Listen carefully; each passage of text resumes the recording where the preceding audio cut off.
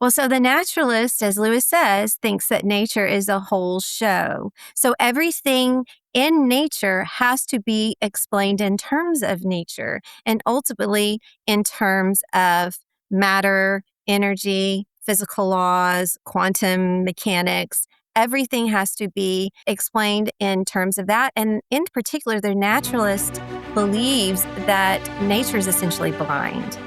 ID, the Future, a podcast about evolution and intelligent design. If our minds are the product of a blind and aimless process, what reason do we have to believe what we think?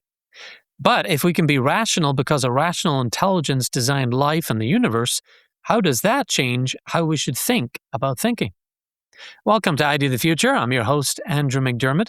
Today, I conclude my conversation with Rebekah Valerius about an essay she recently wrote unpacking the argument from reason and its implications for Darwinism, materialism, atheism, and for that matter, ID and even AI.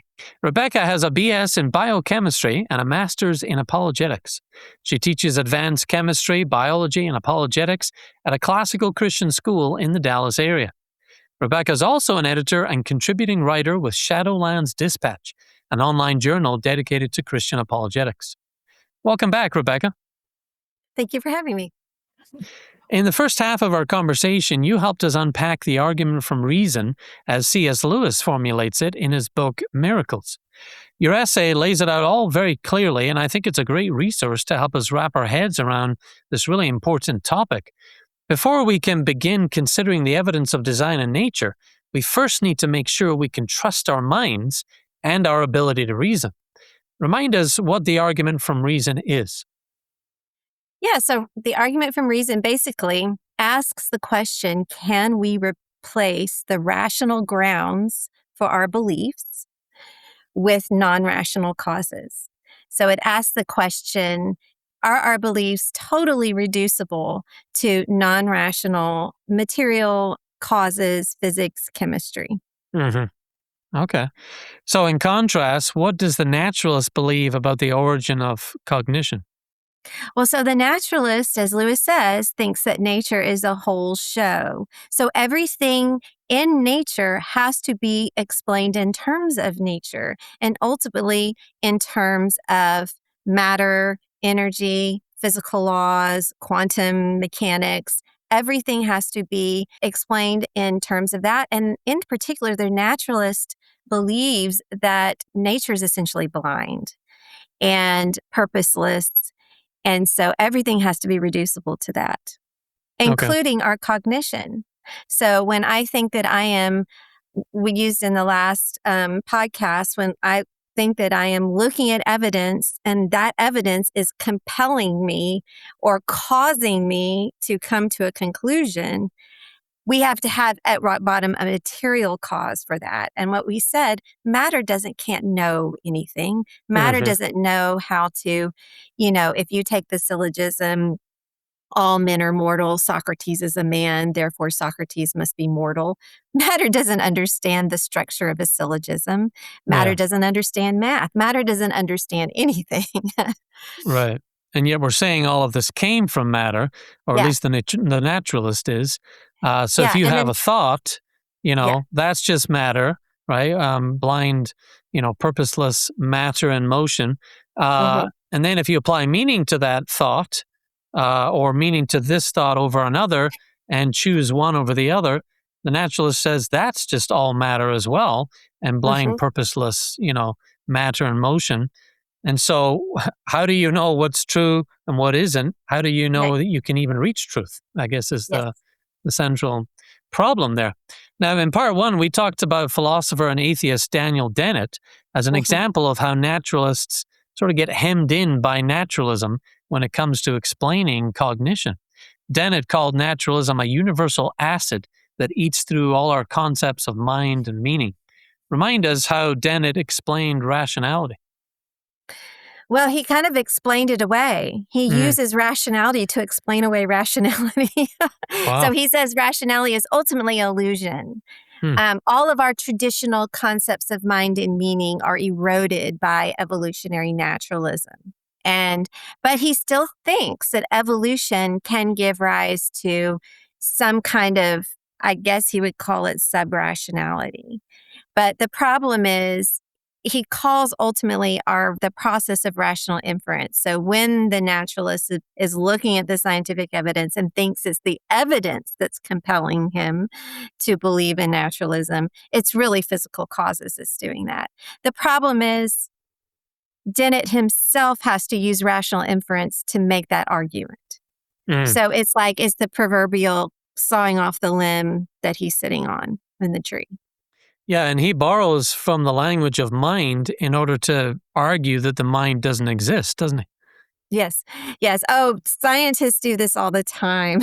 I mean, we can't even talk about nature without talking about purpose in purposeful ways. We talk about evolution doing something and evolution aiming.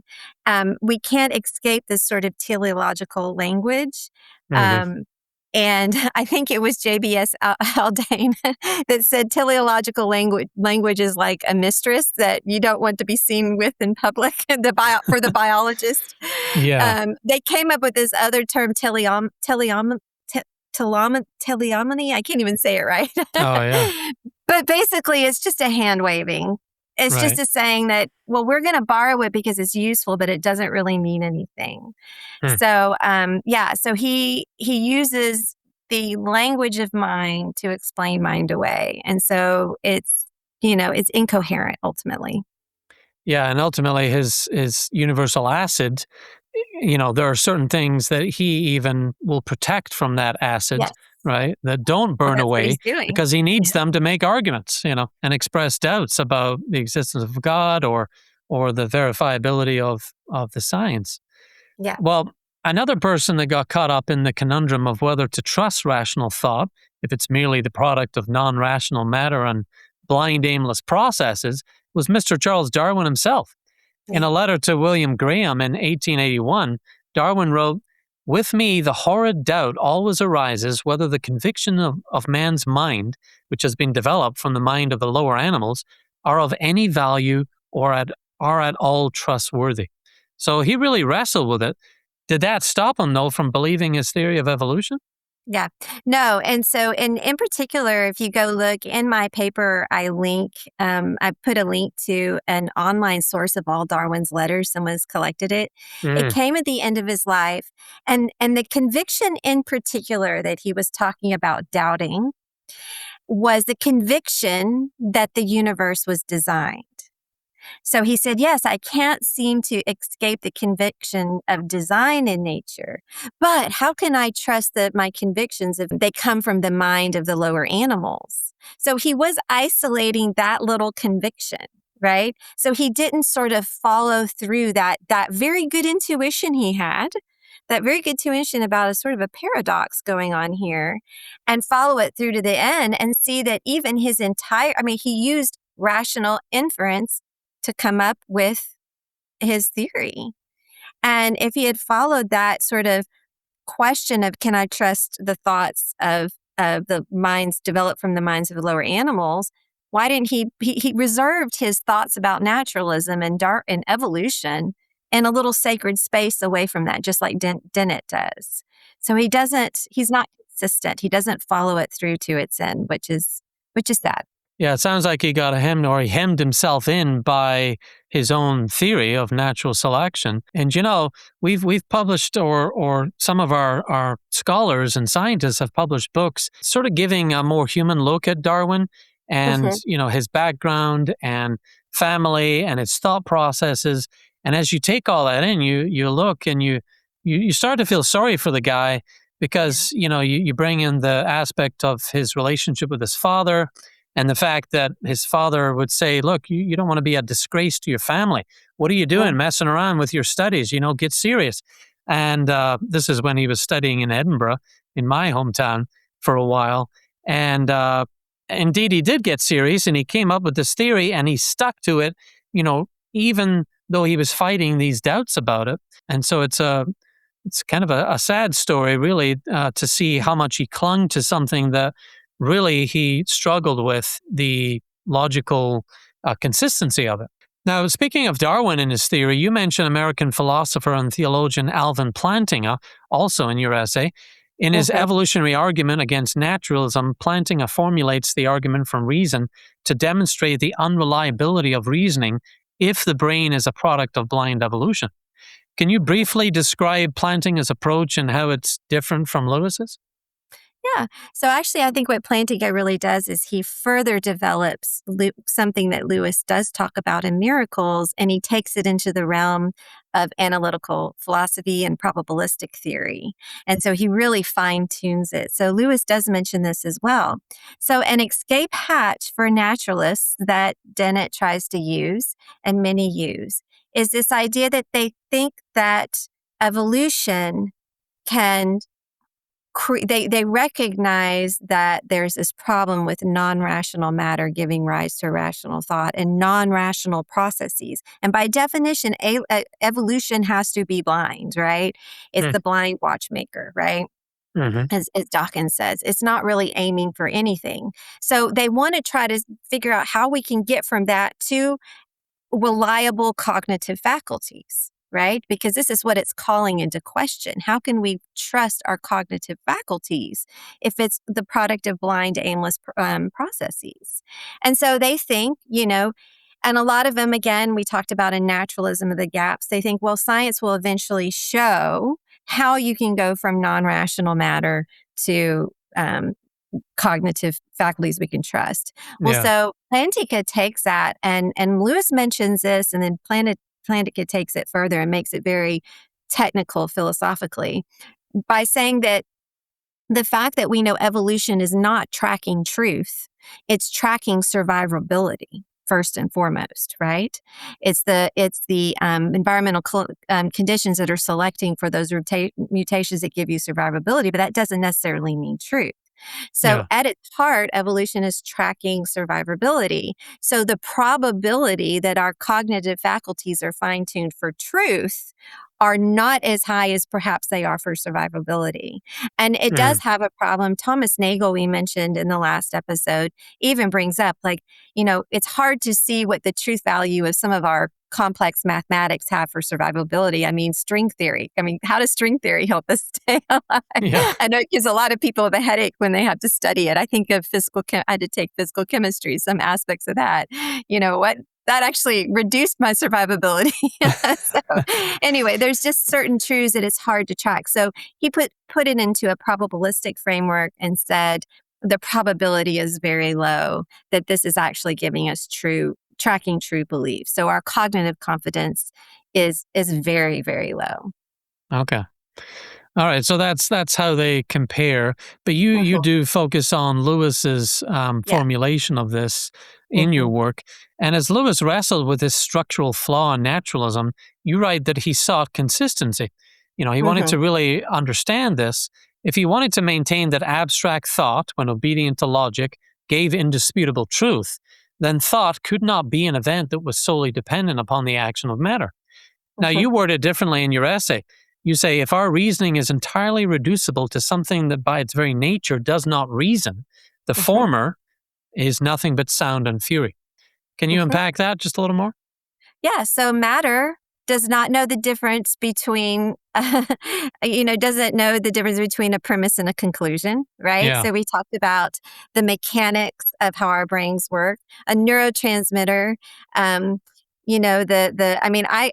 those I used to study proteins, so those transmembrane proteins are beautiful in what they do. I mean, they're so fun and so cool to watch in action when you look at how they change their conformation and they allow sodium potassium ions get in. It is an incredibly beautiful, and I would argue irreducibly complex system. Okay. Mm, But I'm sorry, those proteins and those ions and those neurotransmitters know nothing about a syllogism, the rules of logic, right? hmm So the question is it the rules of logic causing my beliefs and rational inference causing my beliefs, or is it these physical components of, the brain and Yeah. ultimately matter and chemistry? And so Lewis said, if I want to say when abstract thought, when obedient to logic, can truly get me true beliefs, that is the cause of my beliefs. It can't, the primary cause cannot be matter. So this is also kind of asking the question is kind of a chicken and egg question. What comes first, rationality or matter? If matter comes first and is fundamentally non-rational, it's hard to see rationality flowing from that. Rationality somehow has to be prior. Yeah. And that really is a great way to see this whole topic. Did mind come first or did matter produce mind? And if matter produced mind, there's really no meaning. And if mind produced matter, then there is, and we can tap into it. That's a great way to sort of understand it. Now, you go on to write in the essay that our reasoning is not some arbitrary net fashioned by millions of years of blind biological processes that we cast over the world to make sense of it. It's not merely a cognitive adaptation that, given a different set of evolutionary circumstances, would have been woven into a very different and equally arbitrary pattern. Such mindless contingency kills our cognitive confidence. That's you writing in your essay. And I like that phrase, cognitive confidence. So that's going to get killed if we just think that this is a product of, blind material forces. And let's not forget what they say about evolution. If it was rewound and done again, it would be entirely different. So, that's just not something that could come up with something that will give us confidence about our cognition. Now, you also mentioned G.K. Chesterton and what he calls this. He describes this as the suicide of thought. Can you tell us what he meant by that?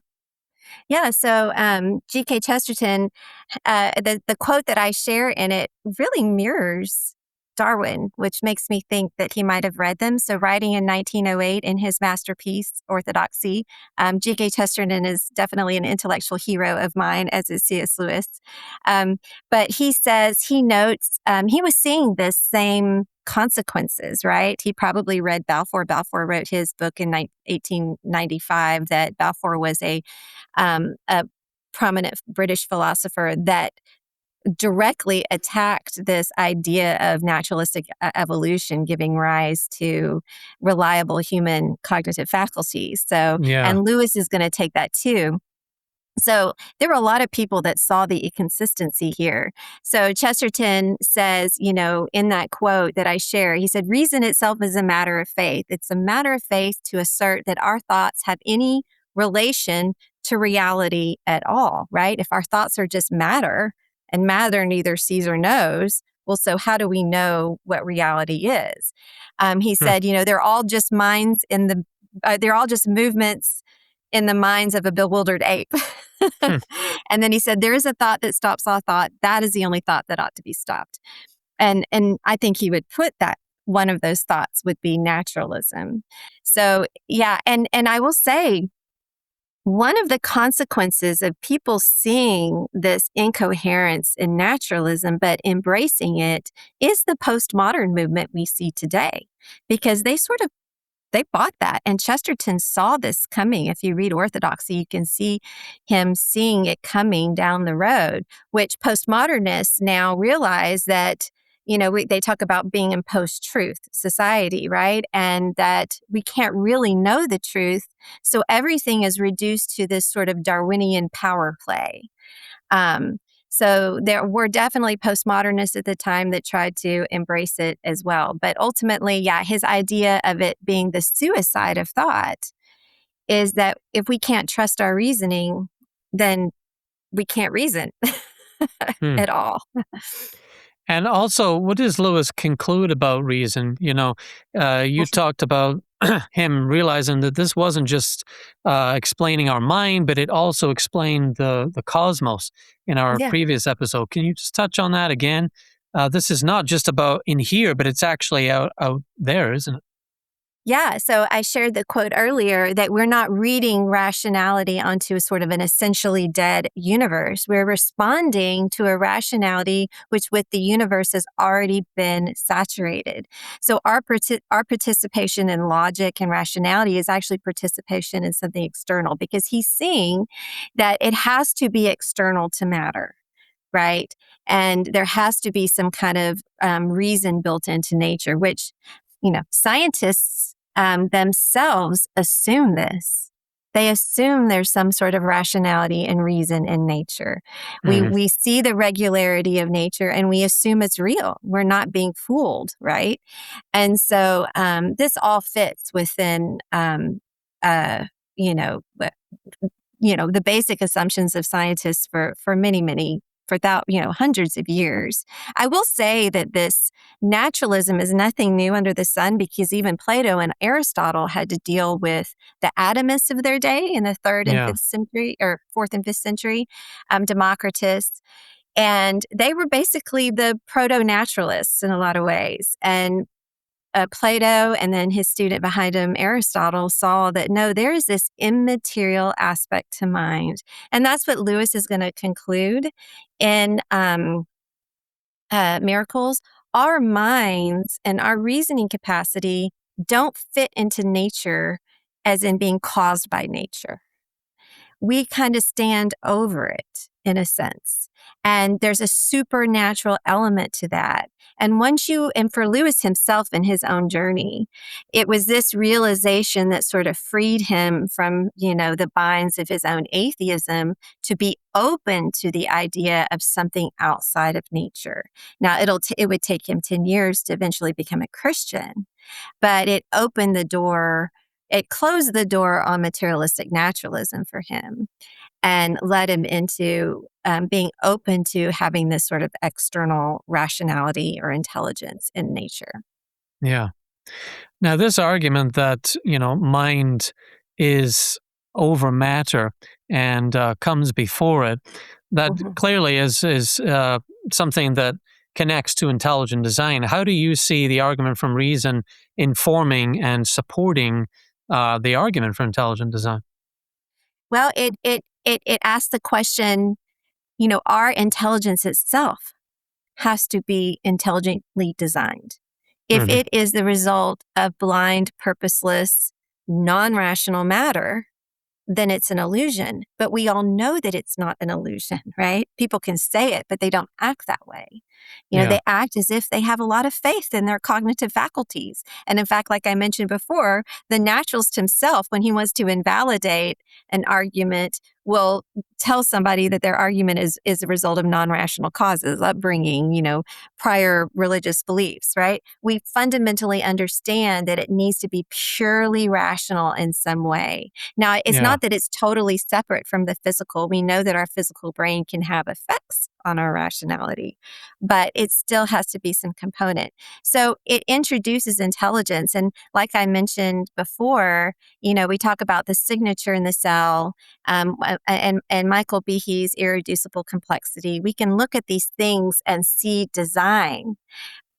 But it's our very ability to see the design we also need to question, right? What is the intelligent source of our minds? And I think it connects beautifully with intelligent design. Yeah, absolutely. Now, before we wrap up, I'd like to spend a few minutes talking about how the argument from reason is relevant to the moment we're living in right now, particularly around artificial intelligence. Given enough training data, large language models can answer our queries using language, and that simulation of conversation is powerful. It leads some people to think there might be a mind there behind the machine. In what ways does artificial intelligence connect to Lewis's formulation of this argument from reason? Well, first of all, the large language models aren't using language, they're using syntax, right? Yeah. And it takes a computer programmer to do the translation for them. So we have to remember that. But I love Lewis's formulation and how he breaks down the architecture of reasoning and rational inference for us. Because, that's not the only aspect of consciousness that's unexplainable by naturalism. You have, like you said, intentionality. We have free will. We have qualia. We have, we can, our ability to understand language. So all of those things are also part of this problem. But for Lewis, just breaking down rational inference like he's doing, he's showing that there's some immaterial causal effect going on when we can weigh evidence and then it causes a belief, right? And you're not going to get that out of matter. And if anything, what AI shows us is it needs an intelligent external intelligence to sort of put intelligence into the system, make sense of the system such that it can sort of mirror human rationality. But I would say it's not really mirroring the way human rationality really works. It's mirroring the rationality of the programmers. Yeah. But because it can use language, and of course, there's this aspect that so much of our own lives are online now, and people are lonely, and it can talk to us and make us think that it's real. We're sort of projecting our own humanity onto the computer. That's kind of a big problem for it. But if we can follow Lewis's argument and really understand the architecture of human reasoning, it can help us to see that what a computer what a artificial intelligence is doing is actually reflecting the intelligence of the programmer himself. Right. Yeah, reason, and it's important we understand what that is when we do it, so that we can Mm-hmm. see that our machines and our artificial intelligence isn't doing it. Mm. It's not just processing information or having thoughts or making associations. It's involving the capacity to apprehend logical relationships, to Yes. recognize valid inferences, Yes. and perceive why a conclusion might follow from a certain premise. So Mm-hmm. there's definitely ways that large language models might simulate those things, Yes. but it's not the things themselves. Very Yeah. important that we understand what we can do versus AI. Yeah, and AI's understanding is different from ours. And I heard the example. So AI a language model will say something like a red apple because statistically speaking, using statistics and probabilities, it has looked at a vast amount of information and has decided that red apple usually comes with the word red, right? Mhm. But they don't know, they don't understand an actual red, what red is. And this is actually qualia that goes down to qualia in human consciousness. What is red? But we Yeah. have this concept of red. Well, a machine is not doing it. The machine has been programmed by a person that does understand red Mhm. and is using human data through its the vast processing all this information that it's given to mathematically say, okay, well, red usually goes with apple, so I'll put those two together. And so that's a whole different way of reasoning than what Yeah. we do. Would you say the introduction of AI is strengthening the argument from reason then? I think it is. I think it would be really neat to see the argument from reason developed more in particular. One of the arguments that's often raised against the argument from reason is the existence of computers. Mm. And so is this a difference between algorithmic and so a computer's algorithmic thinking, as is AI, versus non-algorithmic human consciousness. So I think there's room for further application and development. I think the philosopher Victor Reppert, he was a C.S. Lewis scholar as well, he's worked a lot on this argument. I think he said there's 7 ways you can develop the argument from reason. Mm. And I think AI may be opening up a new door, and it may be a wonderful door to open up because it can help educate people at the same time on what AI is doing and so that they're not fooled by it. Yeah. Now, given how much AI is impacting our lives and will continue to, what do you think is the future of the argument from reason, and how it might inform our thinking? Hopefully, it's just developed more and more. I think one of the things that, again, I mentioned at the beginning, it's a very basic and simple argument in a lot of ways, but it's a hard argument because the naturalists are always raising up objections to it. So you have to continually contend with their objections, right? But also, our reasoning process and our thinking process is so close that it's hard to really evaluate. Yeah. And so it's fascinating that we can evaluate. We can think about our own thinking, which is really fascinating. And you can think about thinking about your own thinking. It's just meta levels of things. But I think, especially in the future where we seem to have these conscious agents that we're dealing with that are totally matter that we've created.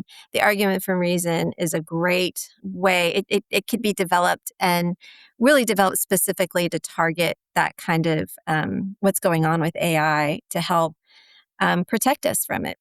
Yeah. Yeah, we've got to understand what it means to be fully human in this age. And I think that understanding the argument from reason can really help us with that. Well, Rebekah, thank you for your time unpacking this over a couple of episodes and for writing this fine essay. It's been a delight to have you on the show. Thank you. It's been fun. Thank you. And also in the show notes, we're going to include a link to your essay, which was published in the Worldview Bulletin on Substack.